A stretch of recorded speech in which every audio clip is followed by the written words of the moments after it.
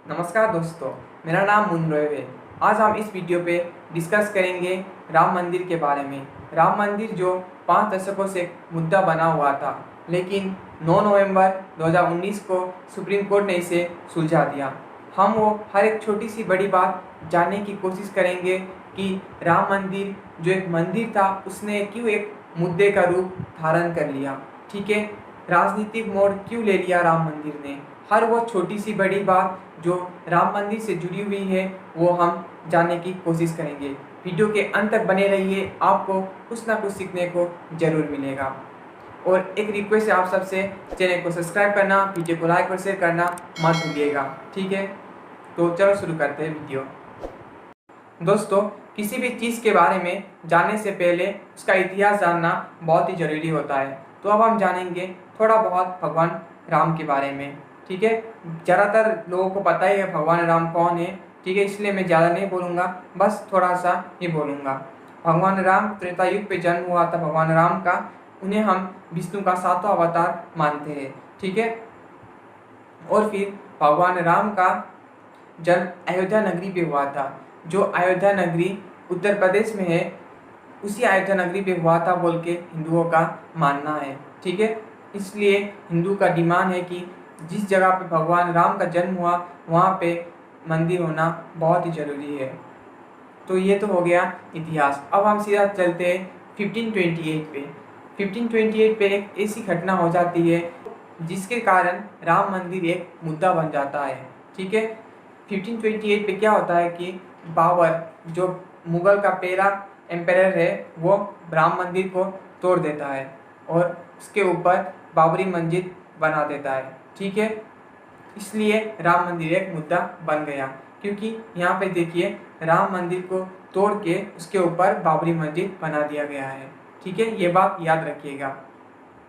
अब क्या हुआ कि उसके बाद देखिए, इसने हिंदुओं का टेम्पल तो तोड़ दिया, जो राम मंदिर है उसे तो तोड़ दिया, लेकिन अब हिंदू लोग प्रोटेस्ट कैसे करेंगे, क्योंकि अभी तो वहाँ पे शासन किसका है, मुगल का है। अगर वो प्रोटेस्ट करेंगे तो वो उन्हें मार देगा। इसलिए 3 दशकों तक कुछ प्रोटेस्ट वगैरह नहीं होता, लेकिन जब 1853 आता है तब प्रोटेस्ट शुरू हो जाता है। 1853 पे पहला प्रोटेस्ट होता है। भारत पे ब्रिटिश गवर्नमेंट का शासन होता है, तब 1853 पे पहला प्रोटेस्ट होता है कि नहीं, यहाँ पे तो राम मंदिर था, जो बाबर है उसने तोड़ के मस्जिद बना दिया है।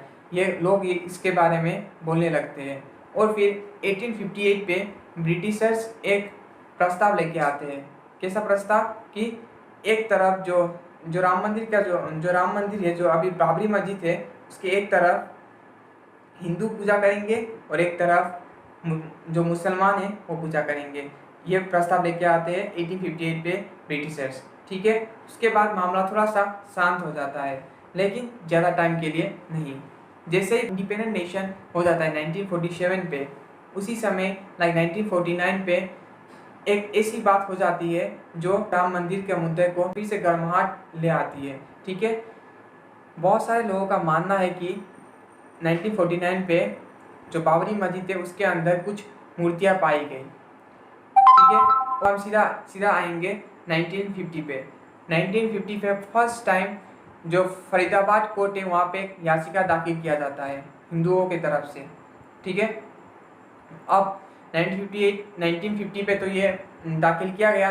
अब सन आता है 1958। 1958 पे क्या होता है कि दूसरी बार एक निर्मला अखाड़ा करके अखाड़ा है, वो इस बार याचिका दाखिल करता है कोर्ट पे। ठीक है, देखिए इस समय तक सिर्फ 2 ही याचिका दाखिल की गई थी। जो 2 याचिका थी वो की गई थी किसके तरफ से, हिंदुओं के तरफ से। अब 1961 पे क्या होता है कि जो सुन्नी वक्फ है, जो एक बोर्ड है यूपी पे, वो याचिका दाखिल करता है। वो लोग मुस्लिम की तरफ से याचिका दाखिल करते हैं। ठीक है, अब देखिए हिंदू ने भी दाखिल किया याचिका, मुस्लिमों ने भी दाखिल किया याचिका, 2 पक्ष हो गए। 70s 80s और 90s के दौर पे बहुत सारे आंदोलन होते हैं राम मंदिर के लिए। ठीक है, 1980 पे जब बीजेपी का गठन होता है, उसके बाद बीजेपी तो आइडियोलॉजी फॉलो करता है हिंदुत्व का, और फिर जो राम मंदिर है उसको एक मुद्दा बना लेता है। ठीक है, कि राम मंदिर जो जहाँ पे राम का जन्म हुआ वहाँ पे मंदिर होना चाहिए ही चाहिए, ऐसा मानना होता है। ठीक है, और फिर वो पॉलिटिक्स करने लगते हैं राम मंदिर पे। जो आरएसएस होता है, हिंदू हिंदू हिंदू परिषद होता है, ये सब लोग भी डिमांड करते हैं कि जहाँ पे राम लल्ला का जन्म हुआ वहाँ पे मंदिर होना चाहिए ही चाहिए।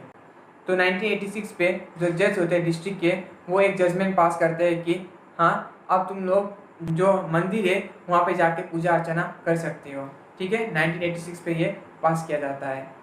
उसके बाद 1990 पे क्या होता है कि जो अडवाणी साहब है वो रथ यात्रा निकालते हैं। अडवाणी साहब और दूसरे नेता मिलकर रथ यात्रा निकालते हैं। ठीक है, और रथ यात्रा तो निकाल दी, ठीक है, जिसमें बहुत सारे सेवक वगैरह शामिल होते हैं। और फिर वो बोलते हैं कि जैसे जिस तरह मक्का जो होता है वहाँ पे इस्लाम लोग प्रे करते हैं ना, प्रे करते हैं, क्योंकि उनका मानना है कि जो उनके भगवान है, जो उनके अल्लाह है, वहाँ पे उनका स्थान है। ठीक है, इसलिए वो वहाँ पे प्रे करते हैं। तो इसी तरह जहाँ पे राम लल्ला का जन्म हुआ वहाँ पे हम क्यों प्रार्थना नहीं कर सकते, हम क्यों पूजा नहीं कर सकते, ये अडवाणी साहब का कहना होता है उस रथ यात्रा पे। ठीक है, उसके बाद हम सीधा चलते हैं 1992 पे, जब एक बड़ी घटना हो जाती है। हिंदू मुसलमान का जो भाईचारा है उसे बहुत ही एक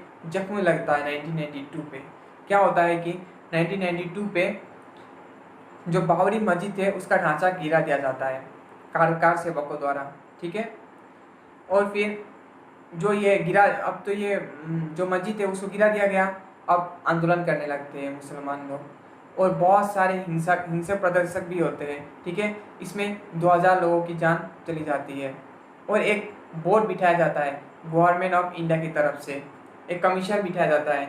जो कमीशन ये दिखेगी कि ये बाबरी मस्जिद किस बेसिस पे गिराया गया, कौन था इसके पीछे। ठीक है, और इस जो ये बोर्ड है उसका नाम होता है लिबरेन कमीशन बोल के। ठीक है, लिबरेन कमीशन नाम का एक कमीशन बिठाया जाता है जो देखेगा, जो इंक्वायरी करेगा कि बाबरी मस्जिद क्यों गिरा दिया गया और इसके पीछे कौन है। ठीक है, तो ये कमीशन तो बिठा दिया गया। अब बहुत सारे जो नेता वगैरह है वो सब भाषण देने लगते हैं कि ऐसा हुआ। ठीक है, बहुत सारे नाम आते हैं जो बाबरी मस्जिद गिराने के, जो बाबरी मस्जिद पे बहुत सारे नाम उठने लगते हैं कि नहीं इन्होंने ऐसा किया बोल के। उनमें से लाल कृष्ण आडवाणी का भी नाम आता है, बाला साहेब ठाकरे का नाम आता है, अटल बिहारी वाजपेयी जी का नाम आता है, बहुत सारे नेताओं का नाम आता है। ठीक है, और आरएसएस प्रमुख जो होते हैं उस टाइम पे उनका भी नाम आता है। तो ये हो गया 1992। और उसके बाद की थोड़ी सी कहानी नहीं, सच्चाई। ठीक है, और फिर 2001 आता है। 2001 पे जो ये कमीशन बिठाया जाता है और जिसके ऊपर इंक्वायरी किया जाता है, जैसे कि अडवाणी साहब हो गए, उनको ये क्लीन चिट दे देता है ये कमीशन। ठीक है, अब 2002 पे क्या होता है कि जो कार सेवक होते हैं उनके ऊपर हमला होता है। ठीक है, साबरमती नाम का जो ट्रेन होता है उसके 2 डिब्बे को जला दिया जाता है। ऐसा मानना होता है कि ये जो 2 डिब्बे जला दिए हैं, जो गलत राह पे चल रहे कुछ मुसलमान लोग, उन्होंने जला दिया है। एक बात का ध्यान रखिए, मैं जब मुसलमान या हिंदू बोलता हूँ तो सिर्फ उन्हीं लोगों को कमेंट कर रहा हूँ जो लोग शांति नहीं चाहते। सिर्फ वही लोग हैं जो कि अपने मजहब को बदनाम करने पे तुले हुए हैं। ऐसे लोगों को आप मत सुनिए। मेरा मानना है कि अगर आपको अपने मजहब के बारे में जानना है तो जो ग्रंथ है आपके मजहब पे, जैसे कि हिंदू के लिए भगवत गीता है, मुसलमानों के लिए कुरान है, क्रिश्चियन के लिए बाइबल है, आप उन्हें पढ़िए। उन्हें पढ़ के अपने मजहब के बारे में जानिए, ना कि उनसे जानिए जो गलत राह पर चल रहे हैं। ठीक है, इसका मानना ये है कि हर एक मजहब सिर्फ शांति चाहता है। ठीक है, कोई मजहब अशांति या हिंसक प्रदर्शन या हिंसा को राह के रूप में नहीं दिखाता। हर एक मजहब शांति चाहता है और सिर्फ कुछ लोग, हिंदू में भी है, मुसलमानों में भी है, ये लोग शांति नहीं चाहते। ये लोग दूसरे की तरफ नफरत से देखते हैं और फिर एक ऐसा माहौल प्रकट करने की कोशिश करते हैं कि हिंदू और मुसलमान एक दूसरे के दुश्मन हैं। लेकिन ऐसा आप कभी भी मत सोचना, क्योंकि हिंदू और मुसलमान अगर एकजुट रहेंगे तभी हमारा देश का भला होगा। ठीक है, आप कभी भी उन लोगों के बारे में, उन लोगों के भाषण या स्पीचेस मत सुनना जो मज़हब को अपने फ़ायदे के लिए इस्तेमाल करते हैं और फिर हिंसा को बढ़ाने के लिए भी इस्तेमाल करते हैं। उन्हें आप कभी भी मत सुनना। ये लोग समाज के दुश्मन हैं। ठीक है। और ठीक है, मैं जो हिंदू मुसलमान कह रहा हूँ इसके बारे में आप गलत मत सोचना, क्योंकि मैं सिर्फ एक कम्युनिटी को आगे करने की कोशिश नहीं कर रहा हूँ। ठीक है, ठीक है। तो अब क्या होता है कि 2002 में गोधरा इंसिडेंट हो जाता है। उसके बाद फिर से ये एक मजहबी रूप ले लेता है, जिसके वजह से गुजरात पे बहुत सारे दंगे हो जाते हैं। बहुत सारे इनोसेंट लोगों को मार दिया जाता है। हिंदू भी मरते, मुसलमान भी मरते। ठीक है, मरते तो दोनों तरफ से ही है। आप सबको पता होगा कि अगर हम लड़ाई करेंगे तो उसका कुछ भलाई नहीं होगा। ठीक है, इसलिए शांति के राह में चलिए, सबको उन्नति प्राप्त होगी। तो ये हो गया 2002। उसके बाद 2005 में कुछ अटैक वगैरह होते हैं। 2007 में बॉम्ब ब्लास्ट होते हैं। ठीक है, ऐसे बॉम्ब ब्लास्ट होते रहते हैं। और टेररिस्ट जो 1992 में जो ढांचा गिराया गया था, उसको एक एग्जाम्पल के तौर पे लेके बहुत सारे टेररिस्ट ग्रुप फॉर्म होते हैं। ठीक है, लाइक इंडियन मुजाहिदीन वगैरह, ये सब ग्रुप्स वगैरह फॉर्म होते हैं कि नहीं, हमें एक ग्रुप फॉर्म करना है, हमें अपने मज़हब को बचाना है। ये सब लाइक फॉल्स इन्फॉर्मेशन प्रोवाइड किया जाता है कुछ लोगों को, और फिर उन्हें गलत राह पे ढकेल दिया जाता है। ठीक है, इसलिए मैं कहता हूँ अपने जो ग्रंथ है, आपका जो कुरान है, भगवद गीता हुआ, उसे आप पढ़िए और समझिए कि भगवान आपसे क्या चाहते हैं। ठीक है, आपका सही राह क्या है, आपको जीवन शैली बिताने का राह क्या है, उस पर सब लिखा है। आप वो पढ़िए, ना कि किसी और से सुनिए। ठीक है, ये हो गया 2005 से 7 की कहानी।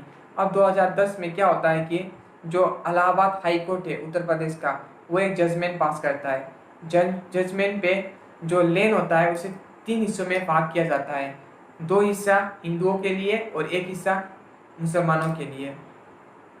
ठीक है, लेकिन इससे क्या होता है कि 2011 में ये जो जजमेंट पास किया होता है इलाहाबाद कोर्ट ने कि 2 हिस्सा हिंदुओं को और 1 हिस्सा मुसलमानों को, ये जो सुप्रीम कोर्ट है ये खारिज कर देता है इस फैसले को। ठीक है, इसके बाद ये जो राम मंदिर का मुद्दा है ये खींचता ही चला जाता है।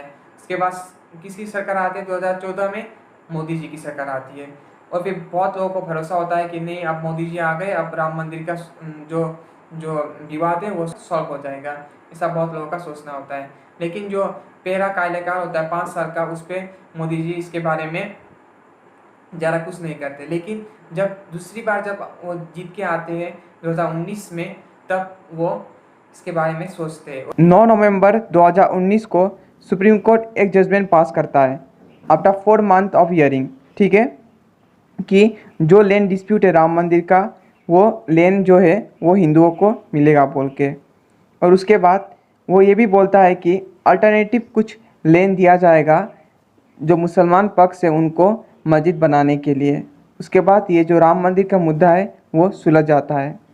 ठीक है, और 5 अगस्त 2020 को राम मंदिर के लिए भूमि पूजन होता है, जिसमें मोदी जी भी आए हुए थे।